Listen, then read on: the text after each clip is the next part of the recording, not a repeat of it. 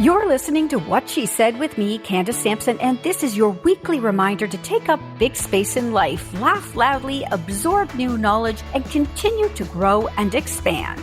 What She Said is your space for the big conversations that matter and the little joys that make life sweeter. This is where empowerment meets self-care and mansplaining has no seat at the table. So grab a coffee, get comfy, and let's jump into it because life's too short not to embrace the good stuff while we tackle the tough stuff. As a therapist, I love EMDR so much. It makes me feel incredibly equipped when clients come and they say, what do? I cannot get out of this loop. I feel terrible about myself all the time. And I can honestly say, we can fix that. And guess what? You don't even have to talk about it that much. That's Shannon Moroney, a renowned therapist, author, and trauma recovery expert. In today's episode, Shannon is sharing everything you need to know about EMDR therapy, from what it is, how it works, and the incredible ways it can help you heal. From overcoming trauma and chronic pain to breaking generational cycles and even enhancing creativity, EMDR has applications that might surprise you. Shannon's expertise doesn't just stop at therapy. She's a celebrated speaker and author of the memoir Through the Glass, where she shares her deeply personal journey of resilience and healing after unimaginable trauma. Her extensive work in helping others heal has made her one of the most trusted voices in trauma recovery today. So whether you've heard of EMDR before or this is your first introduction, you're about to learn just how transformative it can be. Let's hear what she said.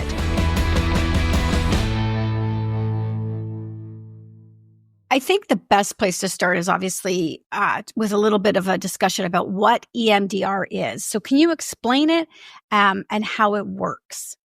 Absolutely. So it stands for eye movement, desensitization, and reprocessing. Some people kind of know that. It's become a little bit more popular, but that doesn't really give any understanding at all to what it actually is. And then people will say, and it's something about your eyes moving back and forth, and it's all kind of woo-woo and weird. And so I'm really happy to give this explanation. So I'm going to start with a very basic principle, which is that the body always wants to heal itself, and it will always try.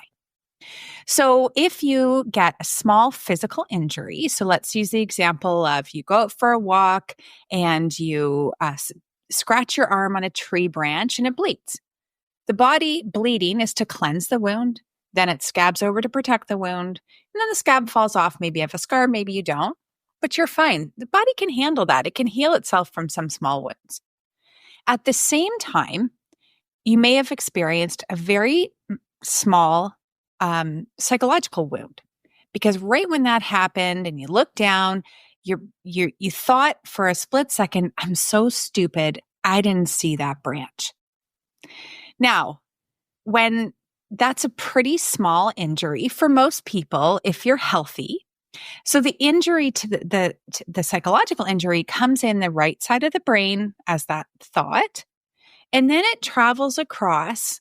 Like all of our experiences, sensations, and information travels across the front part of the brain through microscopic neuropathways that have plasticity. So think jelly shoes. They can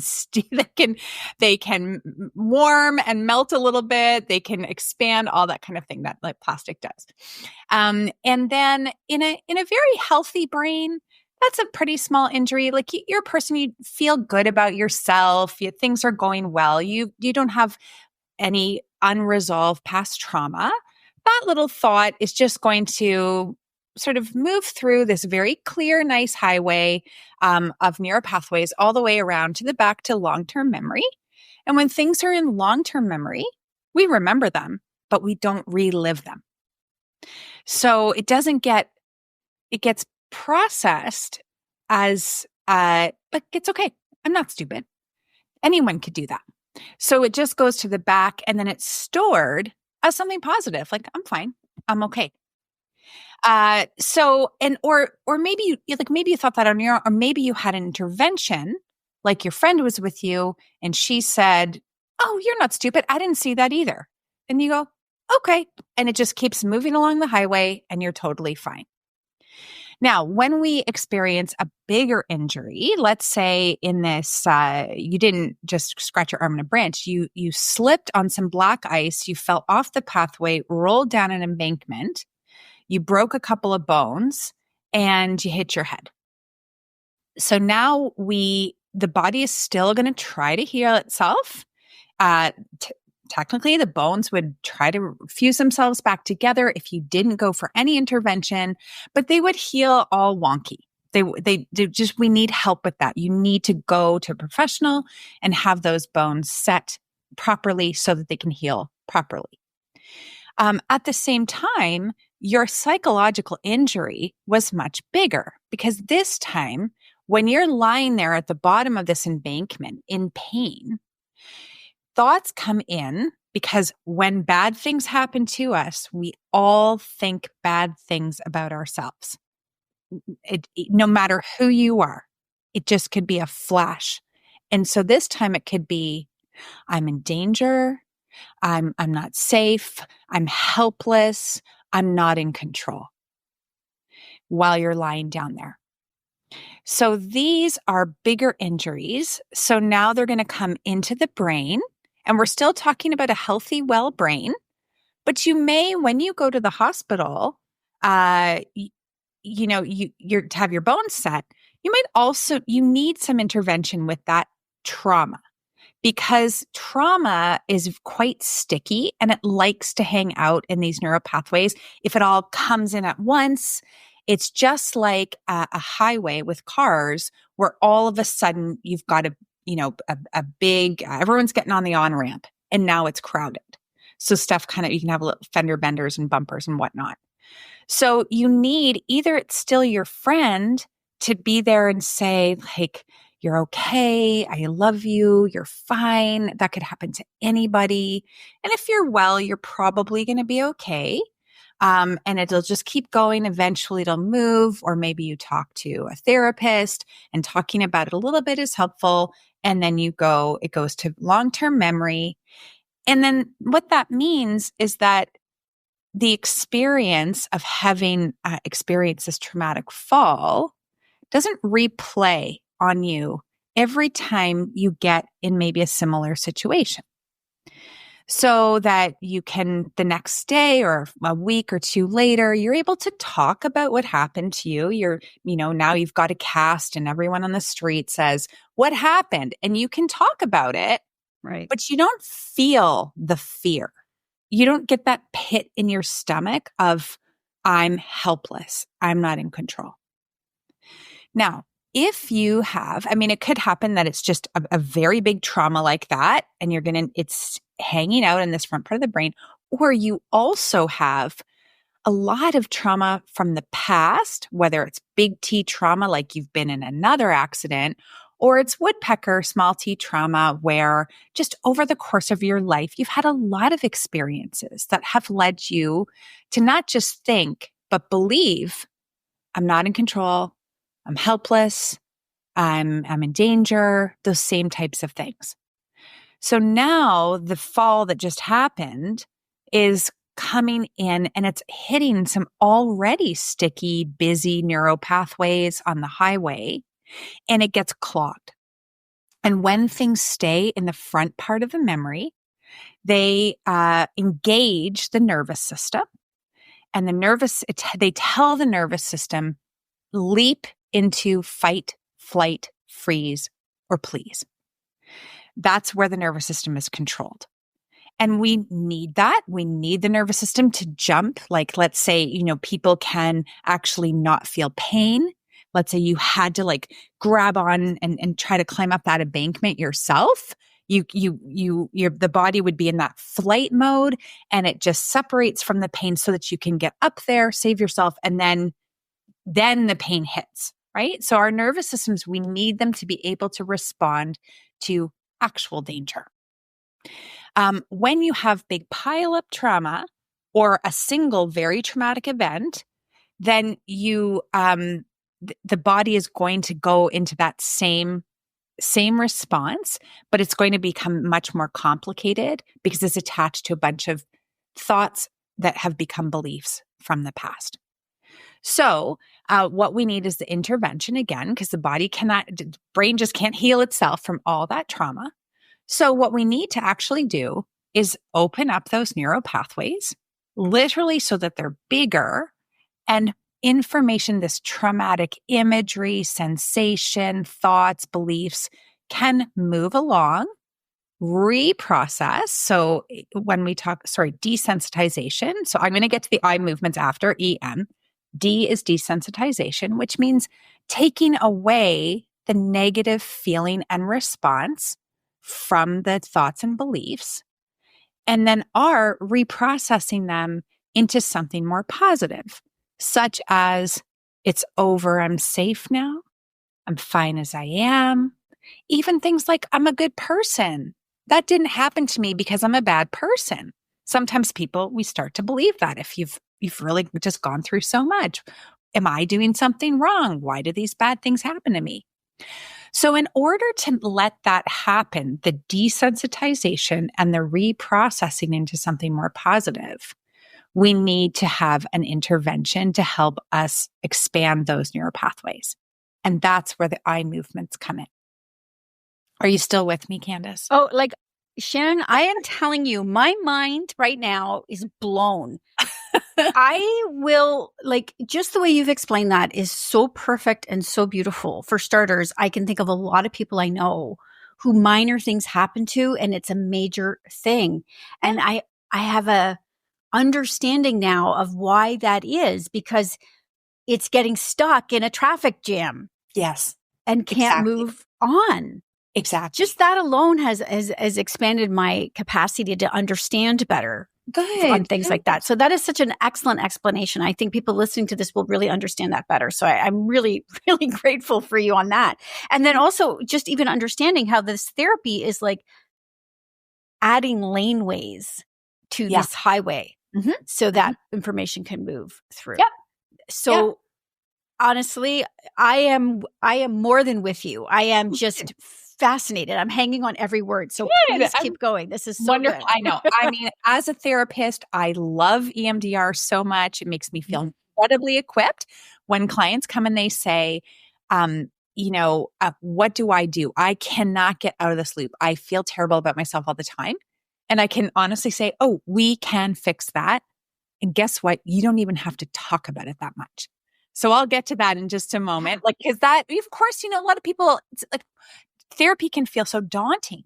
Why do you want to go and talk and talk and talk and relive all the bad things that have happened to you? Because precisely it is that reliving that keeps our nervous system engaged and on high alert. And as I said before, we want our nervous systems to be really healthy and well and react quickly when there's actual danger. We don't want them to stay up in fight, flight, freeze, and please, because then when it's like that, everything could feel dangerous, right? So when we're in this kind of high alert activation level, or sometimes in therapeutic terms, it's called nervous system arousal, we are stuck with that hypervigilance, constantly looking for danger, scanning, very, the mind is engaged, the nervous system is engaged. And what we need our nervous systems to be able to do between challenging events or small traumas or big traumas is get into rest and digest. We need the nervous system to know when to respond and when the danger is actually over and we're okay to rest, because we need it to react the right way the next time you scratch your arm, you fall down an embankment, you have a huge argument with your spouse, whatever it is. So then coming back to the eye movements. So this is really, really interesting. So you might start to notice, Candace, after this conversation, and all your listeners will as well, is when you're talking, let's say you're talking to a friend or a colleague, and you're talking about something that is complicated or perhaps difficult to talk about. People will often look up or to the side, and you'll see their eyes move back and forth as though they're trying to put something together and it's tricky. And that is actually how the psychologist Robin Shapiro, who discovered invented EMDR, first noticed that it is the eye movements that help expand neural pathways when you have to work through something that is intellectually complicated or emotionally complicated. And that happens with REM sleep. You probably know REM sleep stands for rapid eye movement. And the exact same thing is happening. So your eyes are moving back and forth very quickly in your sleep, because that's the deepest part of sleep, where the brain is trying to process everything that happened in the day or in the past. So if you've ever held an infant, infant eyelids are pretty thin. And an infant is, they could look at something like, I'll hold up a pair of glasses and they have a red frame. So let's say that an infant sees these red glasses. Now, they've never seen this color before. They've never seen this shape before. They look at it, they study it, they might touch it, and then they have a 2-hour nap because that new information is so huge that they need to process it. And you're holding them and you see their little eyes under their eyelids moving back and forth very fast. And that is the eye movement that is warming. That vibration warms the neuroplasticity, helping to expand the neural pathways so that more information can be processed, understood, and placed in long-term memory. So when we do eye movement therapy, we invite our clients to, I'll tell you a little bit more after about the whole sort of protocol, what to expect when you first enter therapy. But right now we're just going to talk about a single session. So let's say you arrive with your therapist and you've decided you want to work on the bothersome memory of that fall down the embankment. So in your session, the therapist is going to ask you, okay, so we've identified this particular target, as we call it, is this event that happened. Now, you don't even have to say very much to the therapist. You don't have to describe everything that happened. And then I rolled down and I hit my head and I thought this and and then I'm lying there and spare yourself all of that. The only thing the therapist needs to know is the headline of the story, not the whole story. So actually, maybe I'll talk about intake now or treatment planning. What we actually do in one of the early sessions when we're getting ready for EMDR is, as I say to my clients, okay, we're gonna have I love fun. We're gonna have great fun now, and we're gonna make a list of all the bad things that have ever happened to you. Which of course people go, oh my God, this is awful. Why? How many days do you have? You look so friendly. Why is she doing this to me? So, but I say, we're going to make it really, really easy. And it's going to be a little bit clinical, a little bit reporter, like journalist and interviewee, because you're just going to tell me the age that you remember being. It doesn't matter if you're off. Therapists are not lawyers. So if you think you were 4 and really you were 5, no problem. It doesn't matter. That would only matter in a legal case. So you're going to say the age that you were and the headline of the bad thing. And the therapist is going to type away.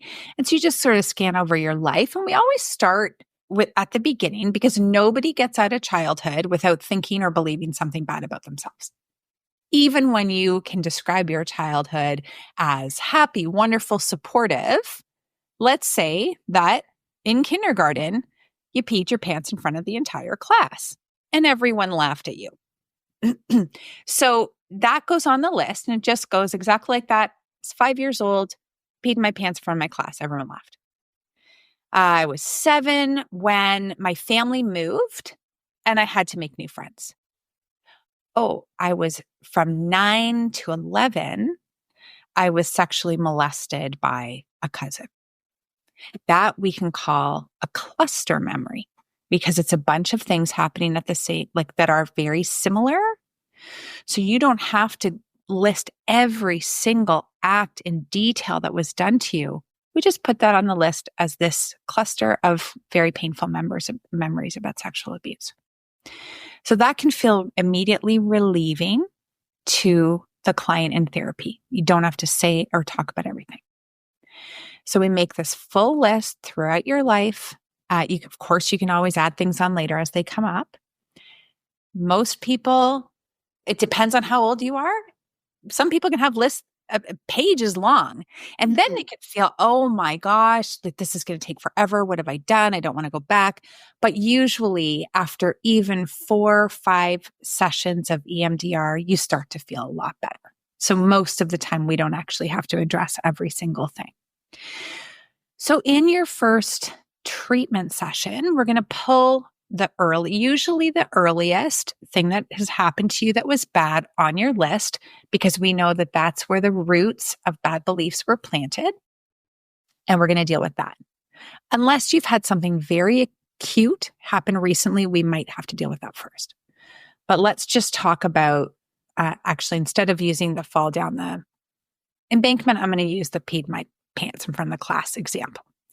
So then the session looks something like this. And the therapist is going to say, what if of that whole memory, just bring it up in your mind, what was the worst moment of it? And you replay it out in your mind, and the client might say, it was when the teacher laughed too. Mm-hmm. Oh, okay. So in that moment, what did you believe about yourself? That's the psychological injury.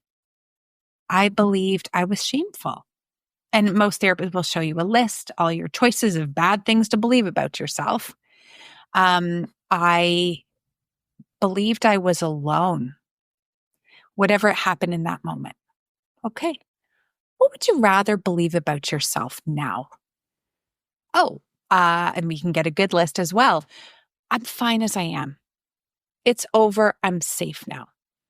Now I'm a grown-up. Whatever you'd just rather believe. Then we check in on how much do you actually believe that? And it's a 1 to 7 scale, where 1 is like, I actually don't believe that is true. And 7 is, I completely believe that's true. Now, I always guide people to respond with how they feel rather than what they think. Because of course, if we go to that embankment thing and somebody has thought, I'm stupid, then if I say like, you'd rather believe I'm smart, you could answer like, I know I'm smart, but when I think about this memory, I don't feel smart. So that's how you always want to answer it. Like in that way, sometimes it defies logic. Like trauma does not go into our cognitive thinking selves. It goes to our nervous system. So the nervous system you'll feel it in your body. And that's one of the next questions. Where do you feel it in the body? Oh, honestly, when I think about that, peeing my pants and the teacher laughing, actually my stomach feels a bit sick. And then we'll ask again, actually, before that question, we're going to ask, how much is it bothering you now? So just when you think about the thing from the past, how much does it bother you now? And that's a 0 to 10 scale because you start to relive it, right? That's where we know memory is here in the front part of the brain. It's not in the long-term memory. So you start to go, oh my gosh, I hate thinking about that. When I think about that, it's honestly, it's bothering me like a 7 out of 10. I feel so bad. Okay. Where is it in the body? It's in my tummy. Okay. Now we do the woo-woo eye movement replication part of it. And we just invite that person to say, okay, let yourself be in the kindergarten class, or let yourself be at the bottom of the embankment. Let yourself be in that sexual assault. Now you're going to also be offered a safety device. You can have anything you want anytime, because this is going to happen in your memory. So if you feel better having a fire extinguisher in your mind close at you so you can spray off like spray it out at anyone who's mean to you or something like that. You can have that and you can access it by choice as you relive this memory. So you have that in place already. So then we just begin, you're focused on that. You can feel it in your tummy, your chest, wherever it is. You're just going to follow my fingertips. So I'll do this for those who are watching as a vlog podcast or whatever, but I'll describe as well for listeners. So your therapist is going to sit in what we call ships in the night. So a little bit to the side of you, because you don't want to look at your therapist while this is happening. You only want to look at their fingertips two up like a brownie promise, or an Ember's promises are called now. And the therapist will move their fingertips back and forth, stretching their arm all the way out to the right and back toward their face, but not all the way, because you don't want to get the face of the therapist in. That they're not important to this process. Very, very quickly, back and forth, back and forth, back and forth for maybe 20, 25 seconds, kind of up to the therapist. And your eyes are just going to follow. Now, all kinds of things can come up because it's just like a dream. And sometimes we dream and it's very linear. It makes sense. Other times it's all over the place. You wake up from a dream and you're like, wow, so weird. There was a house fire, but I was in my high school and then all of a sudden there was an ice cream cone and, it's all over the place. That's fine. That's what all that sticky stuff is in the unprocessed front part of the brain. So you just follow. You're not required to do anything other than follow with your eyes and notice what comes up. You can't get it wrong. You can't make a mistake. It doesn't work like that. Your therapist can't judge you. They're just there to support you. And also at the beginning too, sometimes it's like it's hard. And people like, I couldn't follow your eye tips and eyes. Like I was distracted. No problem. We'll start again. Alternatively, we can do tapping back and forth from one side, let's say the shoulders, one to the other. Because what we are trying to do in addition to that vibration, the warmth that opens neural pathways, is we're connecting the left and right hemisphere of the brain to allow that highway to open and move safely. That's called bilateral stimulation. And that's what helps connect everything. So then over time, the therapist will just say, okay, so what came up? And the person might say with the kindergarten memory, oh, I saw my teacher laughing. Like I really see her face and I see myself and I'm just standing there and I feel awful. Okay, let's keep going. Go with that. Do it again. And then something could happen like all of a sudden it jumps and the person says, oh my gosh, weird. I just went to this time in high school where I was dumped. I got dumped. And I hate thinking about that too. The reason the brain will do that is because it's connected to the same beliefs and sensations. I'm alone, or I'm embarrassed, I'm shameful, whatever that was. So we just really keep going with the eye movements until generally a client will say, oh, I don't know, that time there wasn't really that much. Or I just kind of feel better. Or I saw myself get up and walk away. I had a client once who was terrified of going to court and having to face her abuser. And in her mind, he'd become enormous. And I pictured him as this enormous person, and I was going to be testifying in her case as well. And then in her EMDR session of prep, and she's facing all her fears and she's remembering that time when he, beat her very seriously. And then all of a sudden she goes, oh, weird. I just saw him like really small, like a cartoon character. He's like having a temper tantrum. Right. I said, oh, okay. And then all of a sudden she said, oh, you know what? I could feel better. That's when we know that the nervous system has received now the message, it's okay to rest now. You're not actually in danger anymore. the Right. memory had gone to long-term memory. So she could remember it, but she wasn't upset anymore. And then it was really funny when we actually went to court. It was a scrap of a guy who was kind of like a tantruming 3-year-old. And she did very, very well in her case. So essentially, what we're doing is regulating that nervous system by moving all this yucky, sticky trauma stuff and all the bad beliefs it carries and makes us think about ourselves into long-term memory where we can remember it, but we don't feel as bad as we felt then. We actually feel stronger. Oh, like it's over. I'm safe now. I'm a grown-up. I'm fine as I am. I'm beautiful. I'm loving. All those things that you might want to believe about yourself. And then we have someone who believes good things about themselves, acts good, feels good, makes good decisions.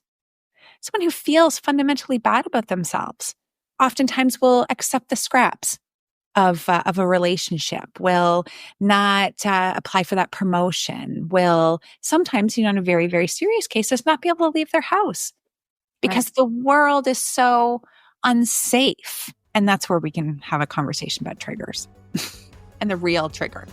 What a real trigger is, not we hear it a lot.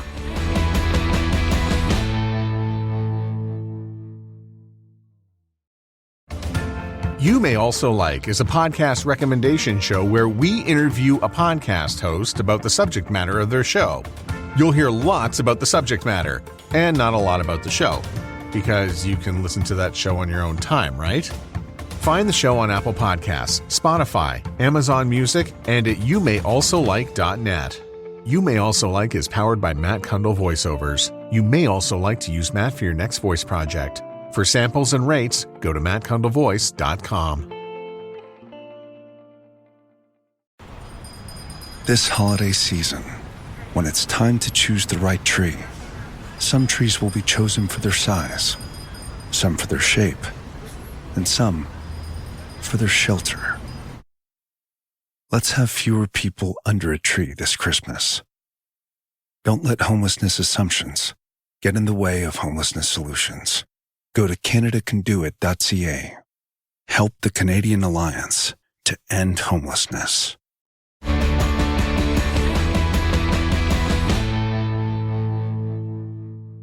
Obviously, there's a lot of different forms of therapy, but as you're talking about this, I'm thinking about traditional talk therapy, which, I'm a big fan of. I've been through therapy myself, but I also found that sometimes it could feel a little like ruminating, like I was going over the same thing over and over and over again, and maybe trying different ways to tell that story. And that in and of itself becomes exhausting. So is that why EMDR is different, because you're not doing that?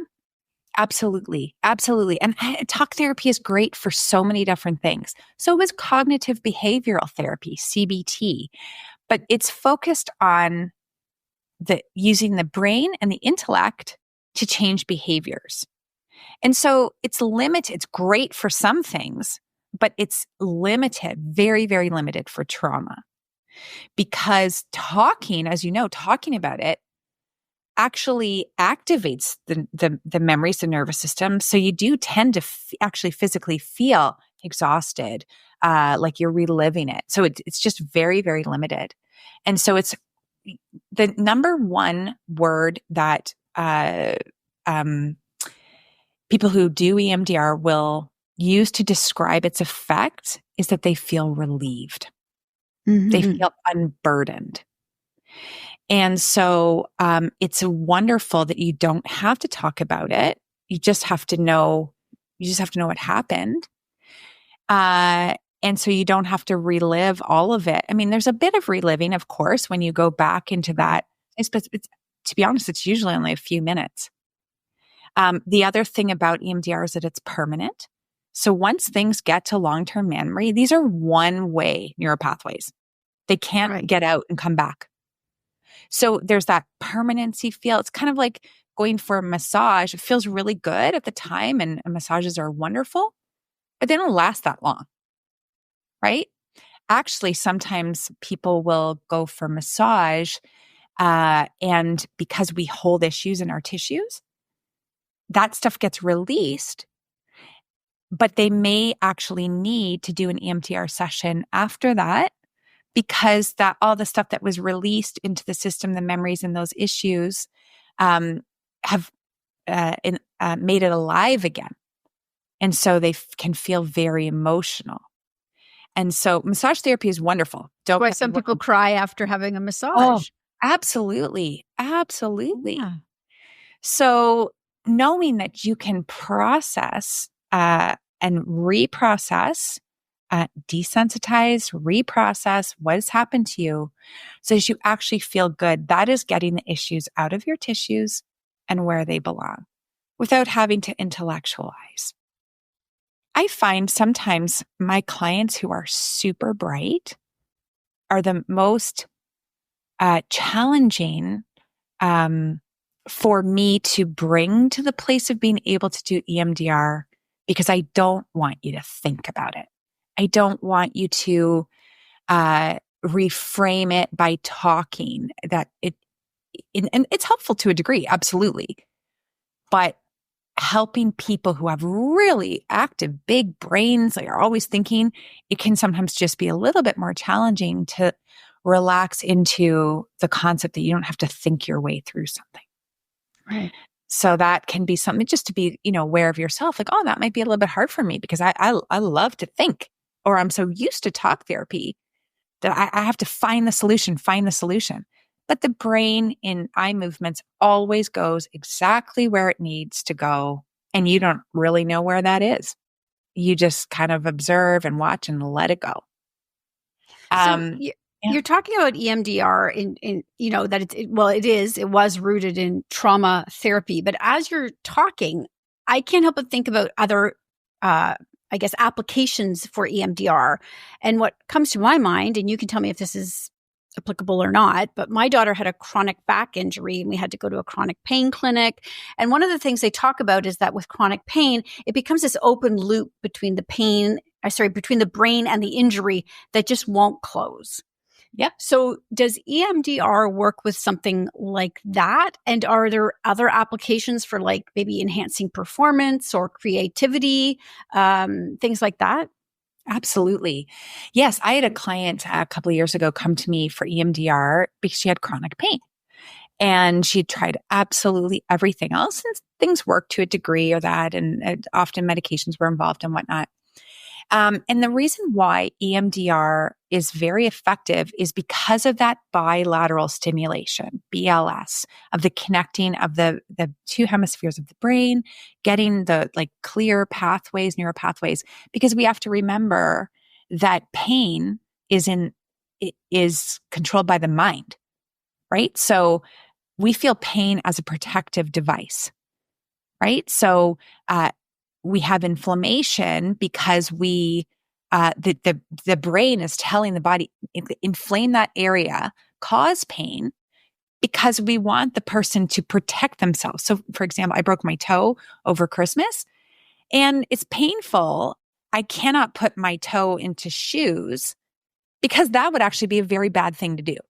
So the pain is my brain telling the tissues around my toe to inflame so that I don't go out and injure it again.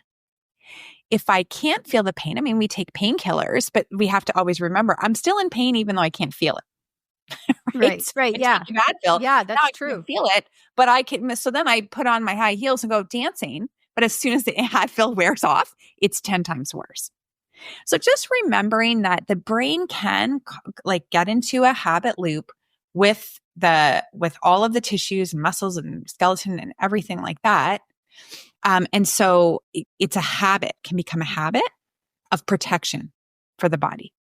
So once we use EMDR to get into the issues that are in the tissues, and it often is something like it's stress that our bodies respond to stress like nobody's business, right? Everyone, any listener needs to do right now is drop their shoulders and realize, oh, they were up a little high, right? I immediately just dropped my shoulders. It's right? like you can't say Kegel without doing it. Yeah, exactly, right? So all we need to know is I'm experiencing a bit of vigilance, stress, right? So then, all we want to do in that kind of situation is start to understand, like, we can just pause and ask ourselves, what is it that is making me put my shoulders up? What do I have going on today? What happened yesterday? What happened when I was a kid that I got reminded of yesterday?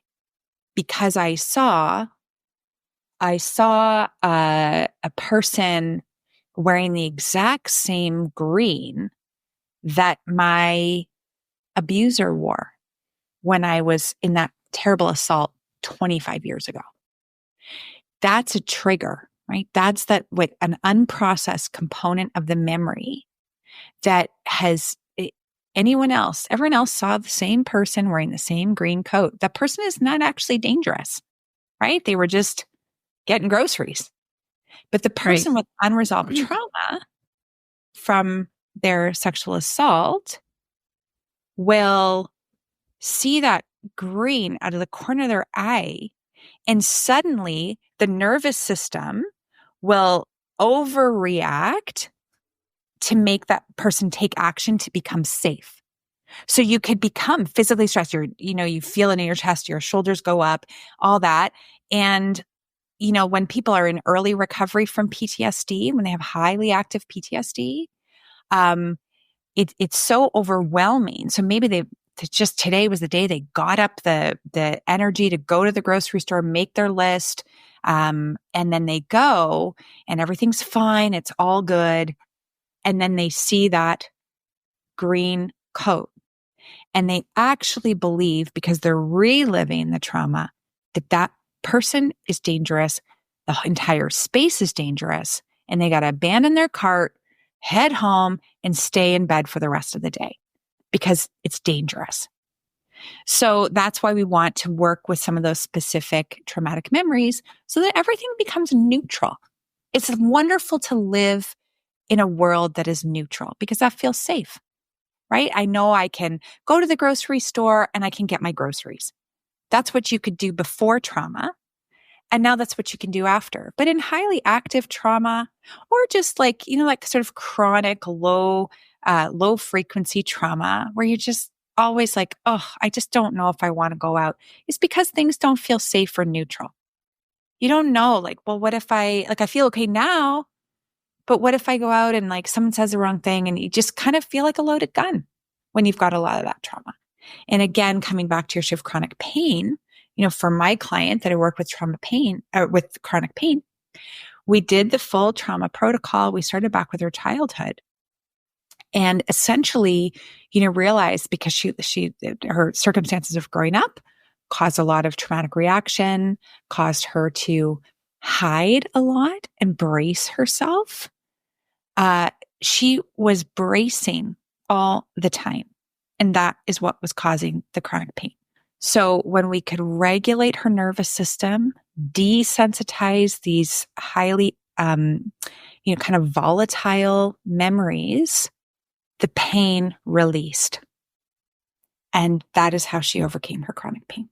So this is incredible. I have a million questions. We don't have this much time for it, but I'm going to get to some of them. So as I'm sitting here listening to this, then again, I'm thinking, can EMDR be used proactively?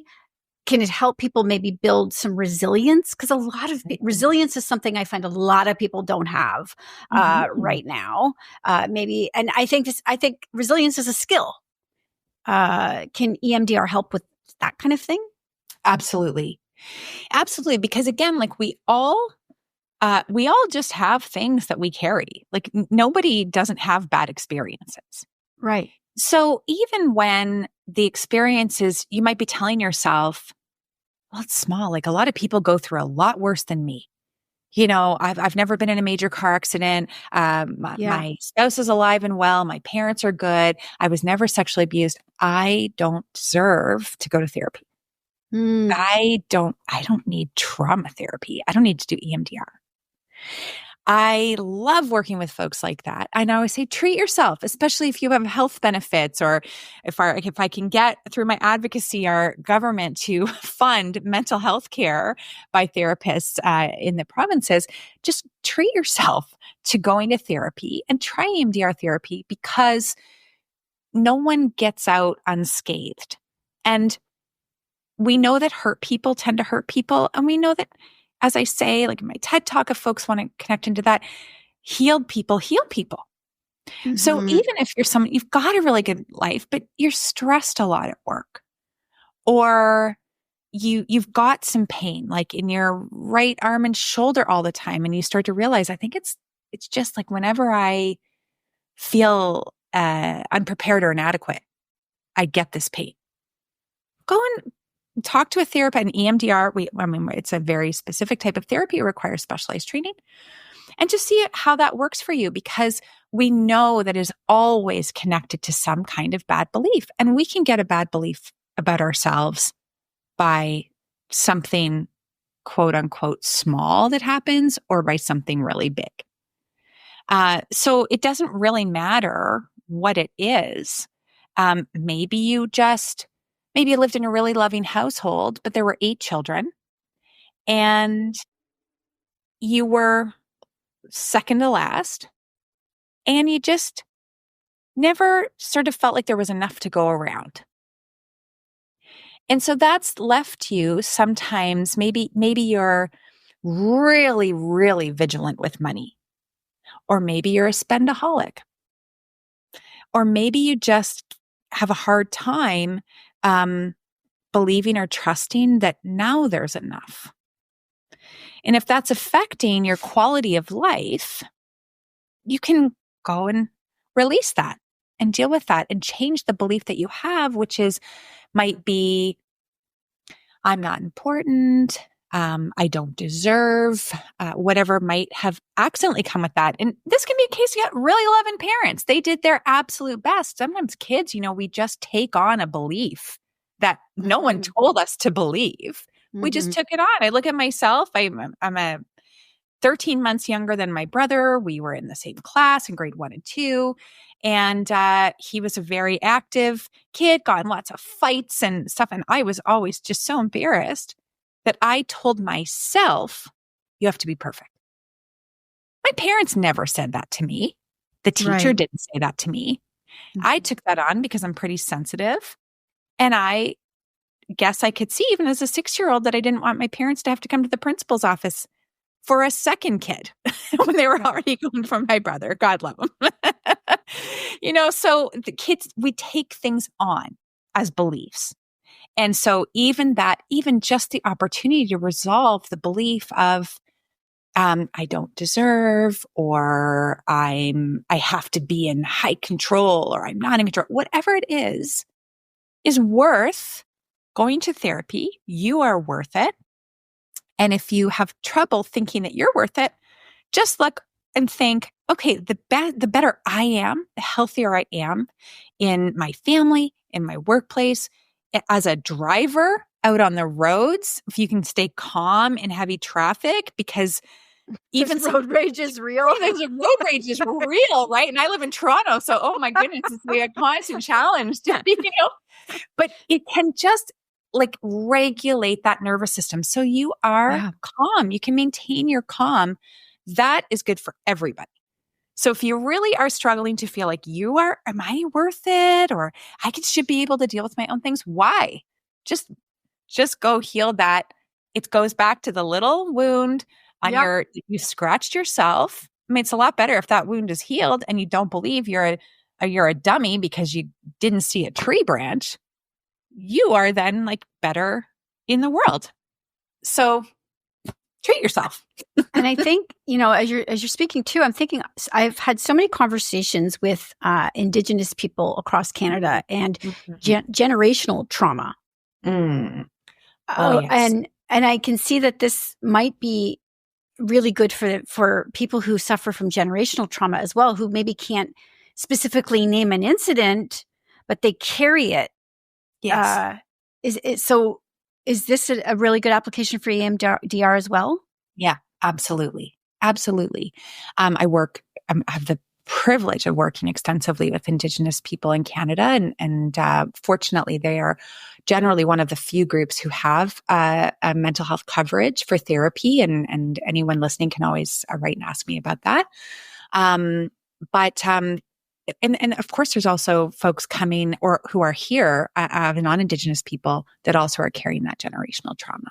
Right. And I want to say, there's no family. I don't know. I think any families that don't have incest abuse or the things that we never talk about is so widespread. And it's a good time that we are becoming aware of these things.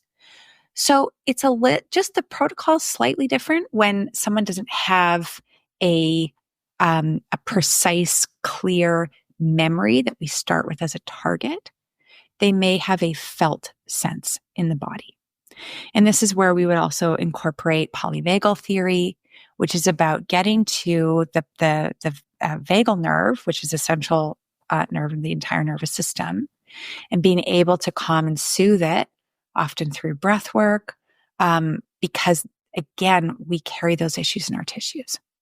So if you don't have an active, vibrant memory of something bad happening, because it didn't happen directly to you, but that it is carried through your ancestry and the generations before you, then that we can still work with absolutely.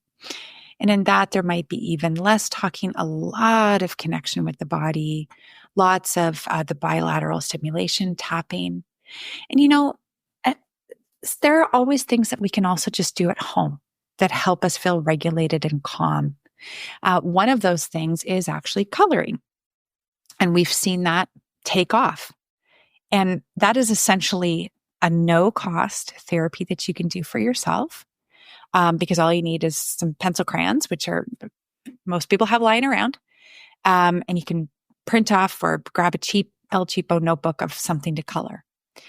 And why it is, you'll even seen those books like Color Yourself Calm or whatever. I have those books. Yeah. Shannon. Yeah. They're probably sitting on your desk. My language, but I have a fuck that shit coloring book. Which it's might even have your pencil crayons all ready to go and sharpen, but you just haven't actually done it. So the thing about coloring, if you can think about it, and I'm going to gesture again for those watching on screen, but if you're coloring, your pencil is going back and forth, back and forth, back and forth, and your eyes are following it. So when you put on maybe some calm music as well, and guess what? There's EMDR music with bilateral stimulation available on YouTube, where you might hear a little bell, or it's just, it could be, it's generally sound engineered music that will be louder and then softer, or you put it in earbuds and it moves back and forth. That all helps to just open those brain waves a little bit. So the stress that you felt, nothing's really bad's happening, but it was a stressful day at work. You color yourself calm. You really do, because you're getting that bilateral stimulation. If you're having trouble sleeping, either falling asleep or staying asleep because you're the person that gets into bed and your mind takes off. You haven't had any time in the day to process anything that happens to you. So you get into bed. That's the first place that you're sort of still even. The brain's like, yay, I'm going to try to process everything right now. You're like, no, why? And you get in this, then you become the clock watcher in the cell, and then it's just terrible. So there's a wonderful EMDR based app for sleep that I recommend to everybody. There's a free version and a paid version, and it's called Sleep Restore. And in that, you have to have air or whatever, non-ambient noise. You can't listen to it ambient. You have to have something in your ears. Okay. Because when you're listening to it, you're just going to close your eyes, and there's kind of a nice little meditation. Usually, if your mind's really busy, you can't pay attention to the meditation at all. Like, I know I can't. Yeah, I'm same. like, oh, waves on the, whoa, I'm back at work. Oh, I'm in the, okay. Oh, and then the wave crashed and you're all over the place. It's really hard. Don't even worry about it. Like, then eventually you'll hear in the music or the wave sound, a little bell going in your right ear and then your left ear, your right and your left. And behind your closed eyelids, your eyes will naturally go back and forth, and that will just help you drop into REM sleep very quickly, where some more processing can take place. And you can also do that when you wake up in the middle of the night and your mind has decided that now's a good time for me to sort everything in life out. Because we know horizontal thinking is the worst kind. Oh my God. Is it ever? Is it ever? Yeah. So lots and lots of things you can do. So there's so much in this session. I honestly, I could talk about it forever, but I do want to ask because, through the pandemic, obviously we saw a rise in online therapy. Is this something that could be done online, Yeah. or is it better done in person? It really makes no difference. With a Okay. skilled, trained, and experienced therapist, it doesn't make a difference at all. I would say even some of my clients right here in Toronto, because of all our traffic, they will often do online sessions. About 80% of my clients are online, and it doesn't Okay. make a difference at all. Good. Yeah, so it's totally effective. And one thing, if I can just add, coming back to the, not talking about things, there are certain times when people really do not want to tell the therapist anything for a variety of reasons. So there is a protocol called blind EMDR, where the therapist actually doesn't really know anything at all, other than the name of the emotion and where you feel it in your body. So I once had a client who had been gang involved as a youth and wanted to process an event that involved criminal activity. And to this day, I don't know if it was his criminal activity or somebody else. It doesn't matter. He wanted to process it to be healthy. He did not want to burden me or even endanger me with the Wow. information about what had happened. So in that situation, we're able to do blind EMDR. We usually we'll do practice stuff. You have to kind of know what EMDR is as a client. Right. So we'll do some other things first. When we went to get to this big thing, then all that the client needs to be able to say is, or the therapist is saying, do you have that event in your mind? Okay. Do you have the worst moment? Okay, you're picturing that. All the therapist needs to know, what do you believe about yourself? What would you rather believe? All the rest of the questions. We do not have to know what the event even is. So that can be very relieving for people who have things that there are very valid reasons why they don't want to talk about it at all, or they just really don't want to say the words. And so that would come when you've got really super great therapeutic alliance and you're familiar with the process, but that can happen. And one more thing, if I can say again, one more thing, and this is the last thing. I work heavily with people involved in justice processes, criminal, civil, family. And some lawyers will say, and I've heard them say, do all the therapy you want, just don't do EMDR, because you're going to present as too strong on the stand, or if we're trying to prove damages, it's not going to look like you're damaged. So that could hurt your case. Now, I, of course, have a contrary view, and I work with tons of lawyers that, if they've said that, most don't anymore, but it's come up definitely, where I can really say, here's what I do. When I know that someone is in a criminal case, and I could be called as a witness as well, or I might need to write a report, I go really heavy at the beginning on clinical measures, surveys, so that we really have a very accurate baseline of where that person is when they started therapy. Right. And then I say to my client, now you are free to go ahead and get better. Because this is recorded. This is where this was. And why should you have to wait for the 2, 5, 7 years of a legal process to start to get better?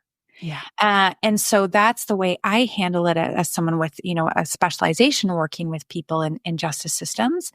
And then what I say to the lawyer is, actually, people who feel better about themselves are better able to stand up for themselves. Mm-hmm. And it also does not change the memory, because, of course, I was in court this week and I watched a defense attorney cross-examine my client on memories and did you make these up and whatnot. And she has done lots of therapy. She's very strong, very clear. And I could see that the misunderstanding around how memories are. And so what happens really is, and this is for really lawyers to know, is that somebody who has done EMDR can always remember what happened.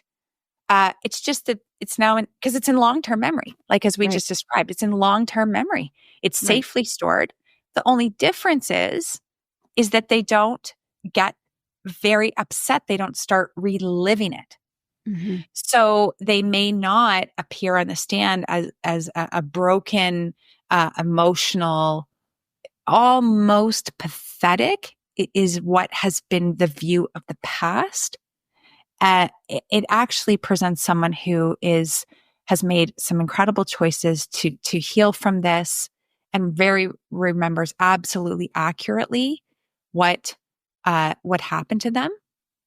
Another thing that sometimes comes up on the stand is that defense attorneys will sort of argue for, like, you did therapy and that changed your memory, or your therapist suggested to you that these things happen.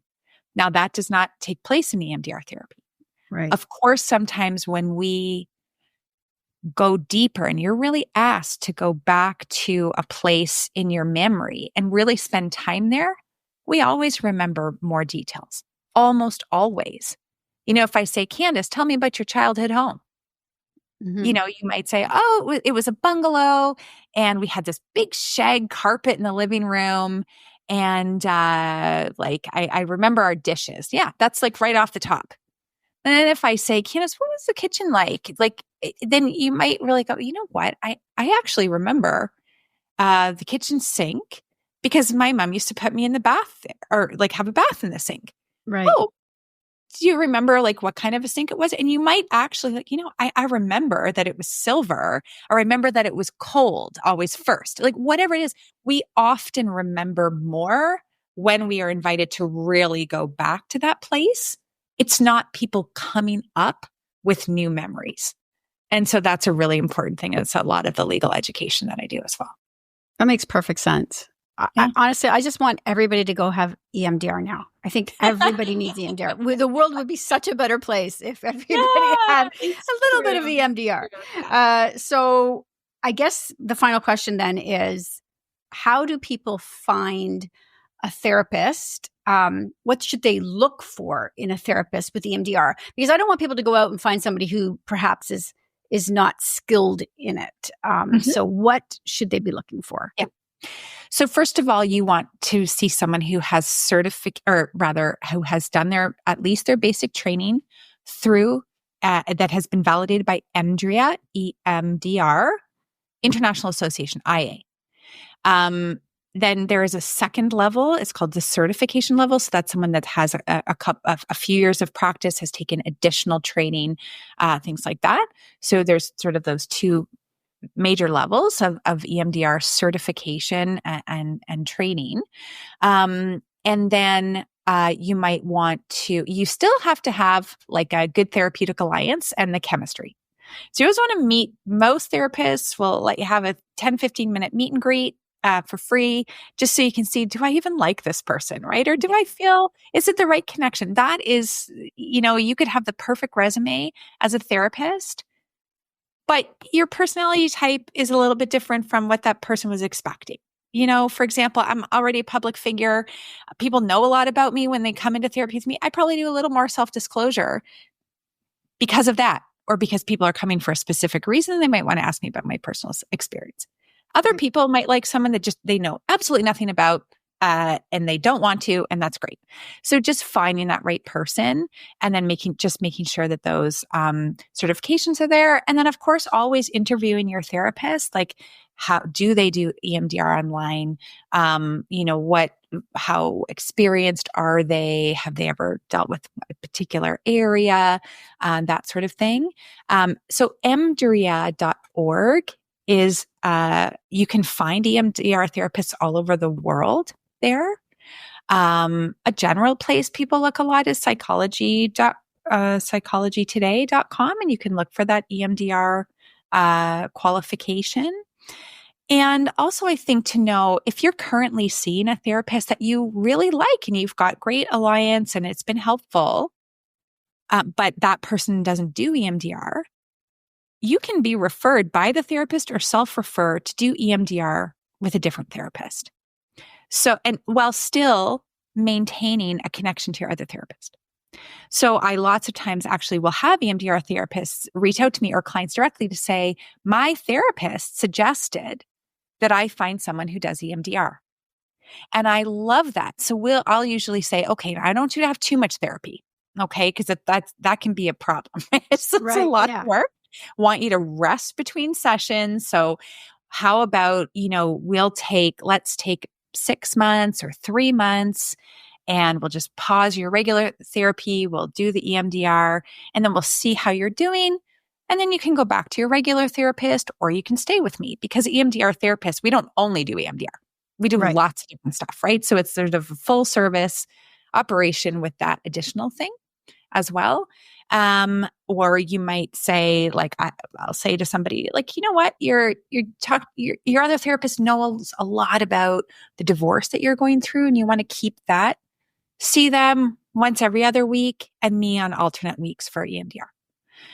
Love wraparound care, always just communication. So don't be afraid to bring it up with your therapist to say, I've learned about EMDR. I think that's going to be helpful for me. You don't offer it. So I'm going to find somebody who does. We all as therapists want, like, your interests are the most important thing. And so you should be supported by your therapist to find somebody who does EMDR. Okay. I'm going to put some links in the notes of this. Before we close out, though, I do want to mention that you and I recorded a podcast a year and a half ago. Yeah. 2 years ago now. It's been a while about your absolutely incredible story, your personal story, which I think everybody should know. It's incredible. And so just quickly, where can people find you online, find out more about your story, find your book?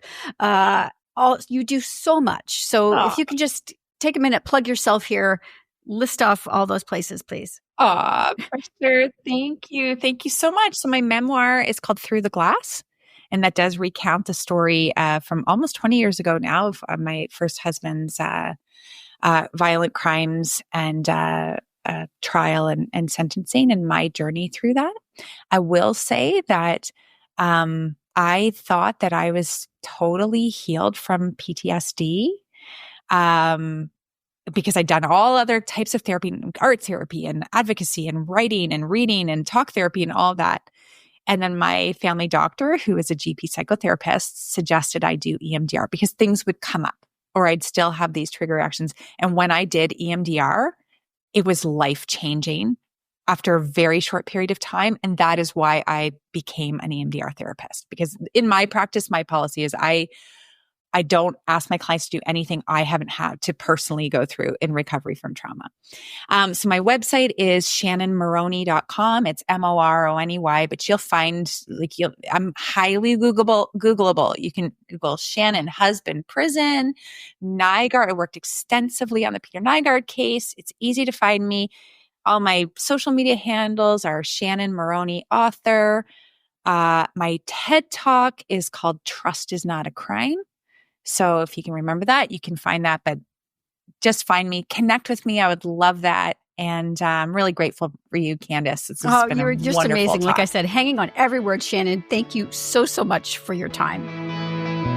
If you enjoyed today's episode, please take a moment to share it with someone who'd love it too. And don't forget to hit subscribe to What She Said with me, Candace Sampson, on your favorite podcast app. It's the easiest way to stay connected.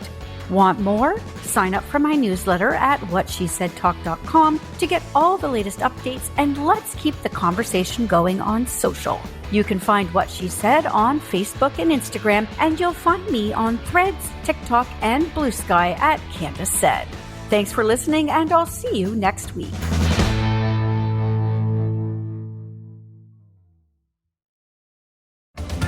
You May Also Like is a podcast recommendation show where we interview a podcast host about the subject matter of their show. You'll hear lots about the subject matter and not a lot about the show, because you can listen to that show on your own time, right? Find the show on Apple Podcasts, Spotify, Amazon Music, and at youmayalsolike.net. You May Also Like is powered by Matt Kundle Voiceovers. You may also like to use Matt for your next voice project. For samples and rates, go to mattkundlevoice.com.